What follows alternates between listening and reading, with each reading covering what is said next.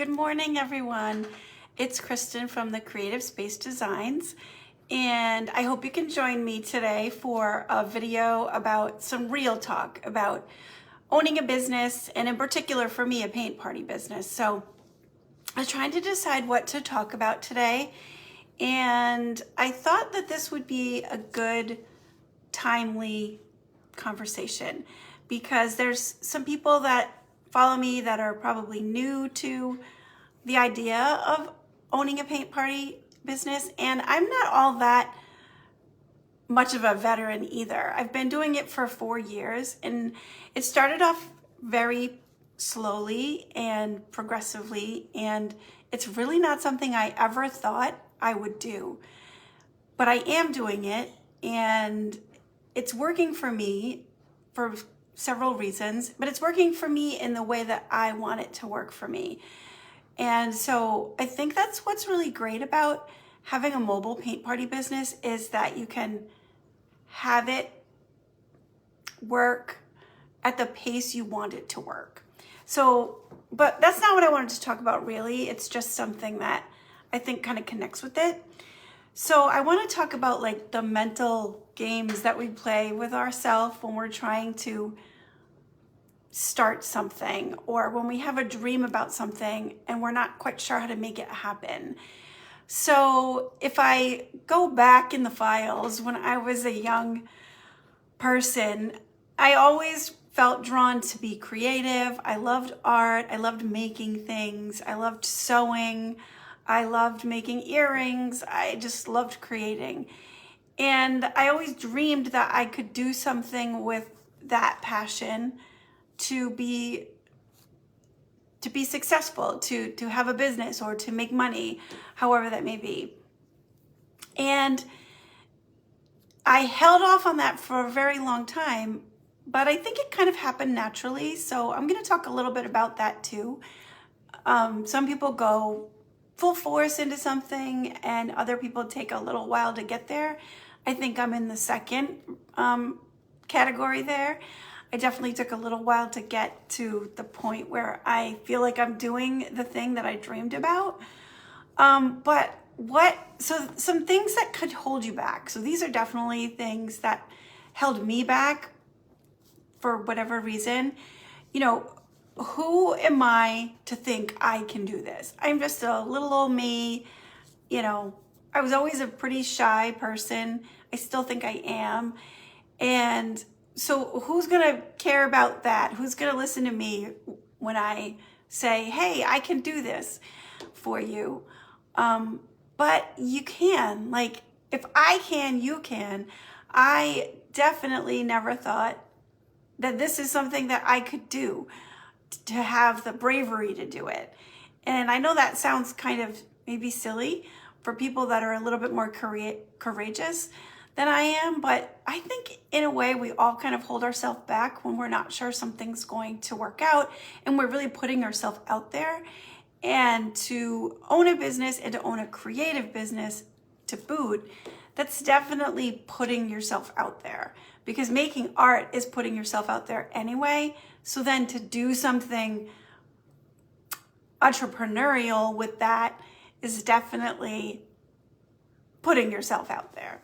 So I guess I don't have the answer to that question. Who do I think I am to do that? I just think I have a little bit of advice in that just do it. Like, don't let that be the thing that holds you back.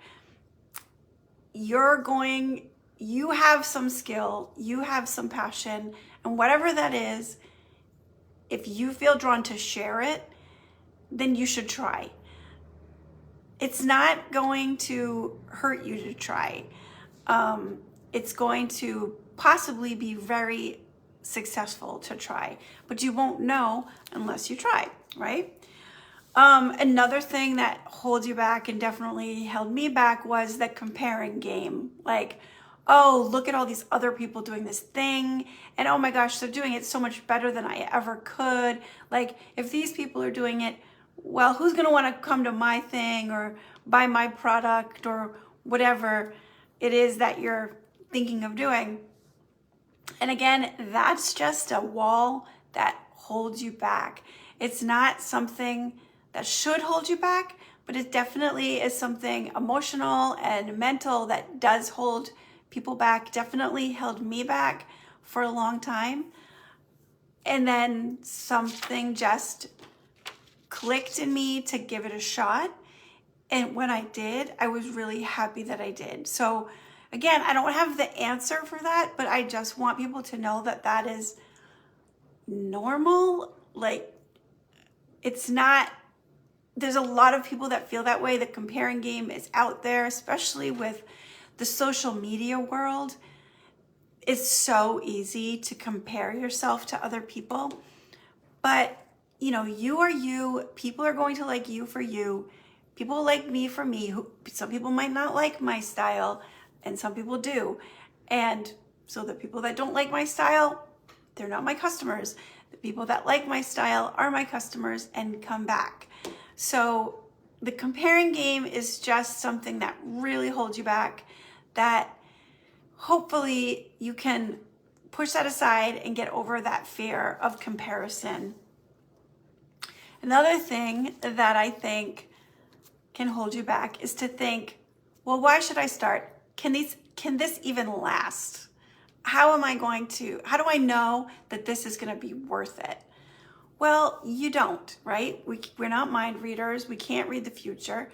But I think the paint party business especially is a business that you can start off small and give it a test, see if it's going to work. You don't have to buy all of these supplies in order to start a paint party business. You could just do one paint party and see if it works.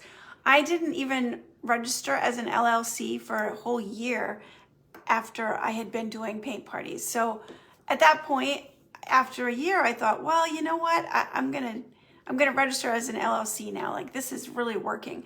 But the first time I did it, it was just like, well, let me give it a try. This might be the one and only paint party I ever do. So I didn't buy all the stuff. I bought only the stuff I needed for that one event, and it worked. So I continued. And as I continued, then I purchased more supplies and things I was going to need. And now I have a little bit of supplies on hand instead of buying what I need when I need it. But at first, that's kind of the luxury of the mobile paint party business, is you can start off just like that. I'm going to try this one paint party at a time. And then you can kind of gain a little bit of confidence in, yes, this is actually going to work.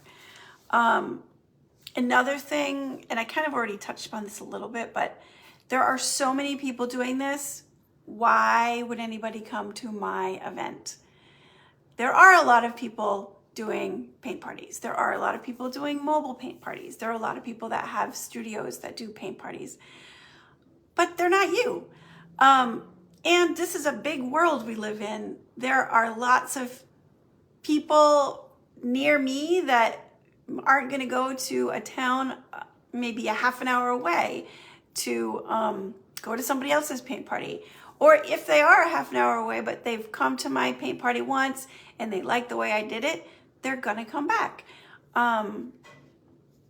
When you do things online too, people get to get a sense of your personality, and they kind of already know what you're all about beforehand. So that's kind of a nice way of people to sort of meet you before they even come to your event.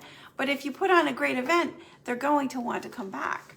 So, I mean, the example is, I live in a small state, but I live in Rhode Island, but you can literally drive from one end of our state to the other in a little over an hour. And we joke about the fact that the Rhode Island mentality is, if you have to drive 20 minutes to get there, it's too far.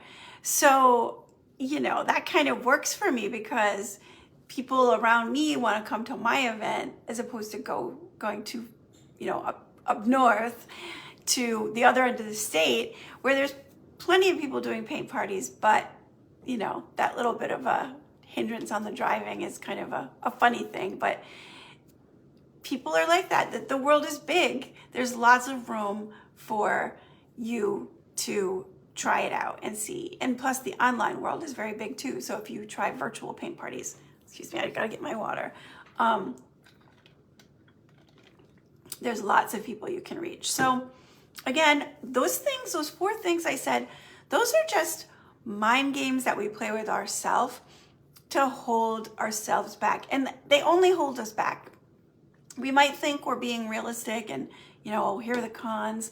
No, the only con is not starting and not giving it a shot. And then you'll know, then you'll have some data, you'll have some information that can help you make future decisions. But unless you give it a try, and you really need to give it a try more than once, because we learn every time. So, I don't mean say give it one try and then give up if things don't go exactly as planned, because there have been times that things have not gone exactly as planned for me. I think this year I've had to cancel maybe 3 or 4 events for lack of ticket sales. And, I'll have another event that's sold out in a week. So I don't know why that was. Maybe it was the time of day, maybe it was the date, maybe it was the venue, maybe it was the design. Could have been all those things. But there are other things that have been working for me. So you can't let one thing, be the thing that says, oh, I'm going to quit. Another thing to think about is that everyone's success looks different. So my idea of success is that I had a slow roll to my business. I felt comfortable in the new things I was adding. I feel comfortable doing mobile events. I feel comfortable doing 4 to 5 to 6 events a month. When I have more than that, it stresses me out. Don't get me wrong, I will do more than that, especially in like October, November, because that's like the super busy time. So I want to, be smart about my business, and I want to make the money when the money's there. But right now for April, I have 4 events. They're sold out, and I'm not adding any more.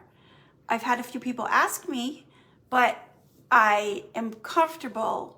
My idea of success for April is those 4 paint parties are sold out, and the rest of the month I can spend with my family.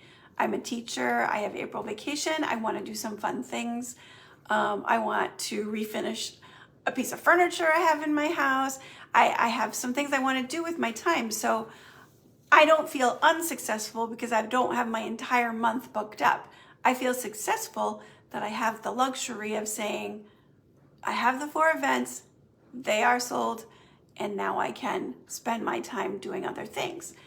So someone else's idea of success might be, I want to have a paint party like twice a week, all month long, or whatever. Or maybe their idea of success is, I want to do 1 a month, and that would be so great because it would make me a few $100s that I could have extra for whatever, groceries, something special for yourself, putting money aside for a vacation, whatever that is that you want that extra money for. But that's what I'm saying. Like, the idea of people's success is very different, and doing a mobile paint party business kind of lets you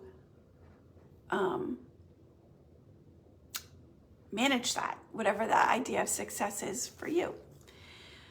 So let's see. The other thing I wanted to talk about, which is related to this, is how have doing paint parties changed my life, which I really do think they have. It might seem kind of silly or kind of corny to say that, but they really have changed my life in a bunch of ways. And like I said, I started off slow and I wasn't sure I wanted to do it. But after the ball got rolling and I realized I could do it, it really increased my self-confidence. Like, I am a naturally shy person, but it really did increase my confidence and my feeling like I can do this. I can take control of my dream. I can take control of my finances. It's allowed me to have the control to save money to build my dream studio. Okay, the studio is not built yet. The land is still sitting there waiting to be having something done with it, but it's in the works and it's going to happen. And I know the only way that it happened was that I started this idea of doing paint parties and I just let it grow and I started to save my money like a little miser. And so it's going to happen. My dream's going to happen. And so the things I wrote down, because I try to remember without looking at my notes, but sometimes I need to remember what I'm saying because I go off on a tangent. So it helped me increase my confidence. It helped me take control, that to realize I can make my goals. I can set goals for myself and I can meet them. And I've had this big dream for myself ever since I was a kid, and I can make it happen. But another thing that it really did for me, and this, I'm going to talk a little bit about this more in a minute, but it made me realize that what I thought was true all along is really true. That making art and teaching people to make art is kind of life-changing. Like, you reach people in a way that you didn't really know you were going to. Some people come to my paint parties and they might have had a bad day, or they're going through something, and just the fact that they had 2 to 2.5 to 3 hours to just paint a thing, making art and creating, like, it immerses you in something else besides your worries. So it really takes the worries away for a little while, And I've had more than a handful of people tell me just that this was great. Like, I'm so glad that I came to this event. I didn't know that this was going to happen, that I was going to come and I was going to get so immersed in what I was doing that I just kind of forgot about the things that were worrying me for a little bit. That really makes me happy. That really makes me fulfilled. So I didn't know that I was going to feel so fulfilled when I started doing paint parties. So that's kind of a special thing for me. So if you're just jumping on now, please say hi. I forgot to say that at the beginning. Please say hi. I always love to know that people are watching and where they're watching from. But I'm talking about the mental game of paint parties, like the mental game of what we put ourselves through when we're trying to start something new. So if you missed the beginning, definitely watch the replay, because I talked about a lot of things that hold us back. And now I'm talking about why paint parties have been so important to me. So there's something that I want to share. And that last thing I said about realizing that doing paint parties and just bringing the joy of creating to people has really made me feel fulfilled in a way that I didn't know that it would. This kind of connects with that. So I have a prayer that I really love. It really just speaks to me.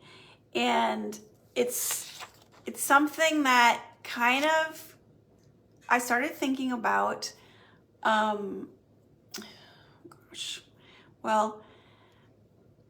when my father was sick. So my father had ALS, and when he was sick, and especially when he was really incapacitated and we took care of him, a lot of his friends would come and give my mom a break, or just come and spend time with my dad. And even though they had to, because he couldn't move anymore after a couple of years, he couldn't move his arms or his legs or anything. So, but he could still talk. So, he would have nice conversations with people, but his friends would come and just do all the things that you have to do to help take care of someone. And then after he did pass away, and so many people came and reached out to me and my mom and my brothers and sister, because I have a big family, and just said, like, your dad meant so much to me because he did this, he did this, he did this. And these are people I didn't know. These are people that he knew in his professional life, in his personal life, that were people I hadn't met or things like that. But it's just this repeating idea over and over again that my dad had made such a difference to these people that I had no idea existed. And then I started thinking about that and how, well, we all kind of do that. Like, there's people in our lives that we really like help out, like definitely help out, like with a very concrete thing that we've done for them. But then there's people in our lives that we just connect with, and maybe just giving them a smile or saying hello or just helping them out with something that you really thought was like no big deal, but to them it meant the world. I think being a teacher, you kind of think like that too, because I am a high school art teacher, and you deal with so many kids every day, all year. And then, after a few years, those kids are gone and you get a new group of kids. So it's weird being an it's weird being a high school teacher, because you meet them when they're a freshman and they're scared, and then, they become sophomores and juniors and seniors. And by the time they're seniors and they're ready to go out in the world, you've really made a connection with them. And then they're gone. It's such a sad part of being a teacher. But then you get a new group. So over the years, I've just, interacted with many students, but also just many people. So this prayer that I'm going to share with you is just something that just really spoke to me. So it started me thinking about it when my dad was sick, and then it's just stuck with me. And this is like my mantra, kind of like how I live my life. So it's not the whole prayer. I'm just going to read you the part that like really speaks to me. It's a prayer by Cardinal Newman, and it goes like this. God has created me to do him some definite service. He has committed work to me, which he has not committed to another. I have my mission. I may never know it in this life, but I will be told it in the next. This is the sentence I really like. I am a link in a chain, a bond of connections between people. So that is like, to me, that speaks to me so much in being a teacher, whether it's being a teacher in school or being a paint party teacher, and just bringing people into my events and allowing them to have a great time, like giving them an experience where they can have a great time and just take a couple of hours to just be joyful about the thing that they're creating. That brings me joy. Like that connection right there, like that's what makes me fulfilled in my business. So I think that comes around full circle to the thing I was talking about, the mental game of starting a paint party business.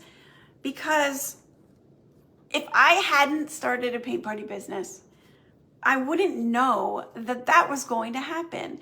I mean, I knew with my experience with teaching kids, that's a different kind of fulfillment and a different kind of joy I get.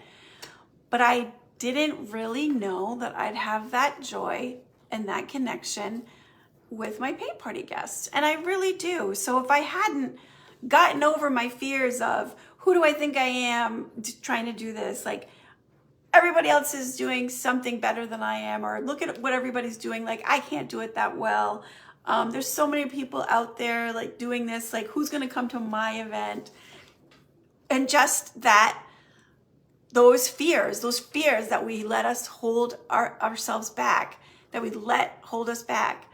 If I didn't get over those things, I wouldn't have known the fulfillment that I get from having a paint party business. So, if you're watching this now or you're watching it on the replay and you agree with that, please let me know in the comments. I'm going to kind of wrap it up here. Like, I'm not really answering a bunch of questions today. I'm just doing that kind of real talk about how starting a paint party business kind of changed me and my life, really my life. But changed me and made me think like, I'm doing something that really actually fulfills me. And yes, it's allowed me to make a little extra money, but in all honesty, it's very fulfilling to me and I love doing it. So if you have any questions or any comments, please feel free to leave them in the comments if you're watching the replay. Thanks for watching. I'm Kristen from The Creative Space Designs, and have a wonderful day.